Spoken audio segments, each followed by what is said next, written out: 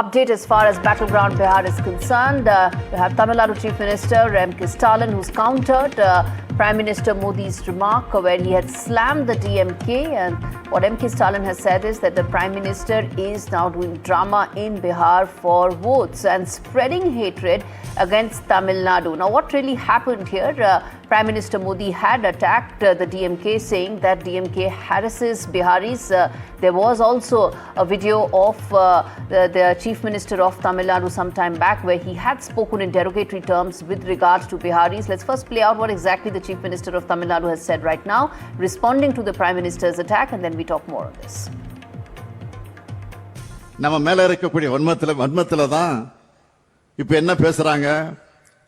அதிலும் குறிப்பா மாண்புமிகு பிரதமர் மோடி அவர்களே போய் பீகார் மாநிலத்தில் போய் என்ன பேசி இருக்கிறார். தான் எல்லாருக்குமான பிரதமராக விலகி கொண்டிருக்கக்கூடியவர் மோடி அவர்கள். ஆனால் அங்கே போய் என்ன பேசுகிறார் என்று சொன்னால், தமிழ்நாட்டை காட்டி பீகார்ல வெறுப்பு பேச்சை பேசியிருக்கிறார்.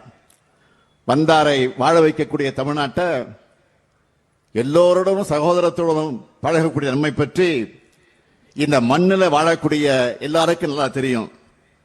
கடந்த 1ஆம் தேதி வெளியாகி இருக்கக்கூடிய தினத்தந்தி நாளிதழ்கள் கூட பீகார் மாநிலத்தை சேர்ந்த மக்கள் அழைத்திருக்கக்கூடிய பேட்டியை நீங்க எல்லாம் பார்த்திருப்பீங்க.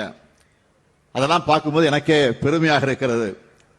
தமிழ்நாடு எப்படியெல்லாம் எங்களுக்கு வாய்ப்புகளை உருவாக்கி தருது, தங்களுடைய வாழ்க்கை தரத்தை எப்படியெல்லாம் உயர்த்தி இருக்குதுன்னு மிக தெளிவா பீகார் மக்கள், தமிழ்நாட்டில் வந்து பணிபுரியக்கூடிய, தொழில் செய்து கொண்டிருக்கக்கூடிய, வாழ்ந்து கொண்டிருக்கக்கூடிய அந்த பீகார் மக்கள் பேசியிருக்கிறார்கள்.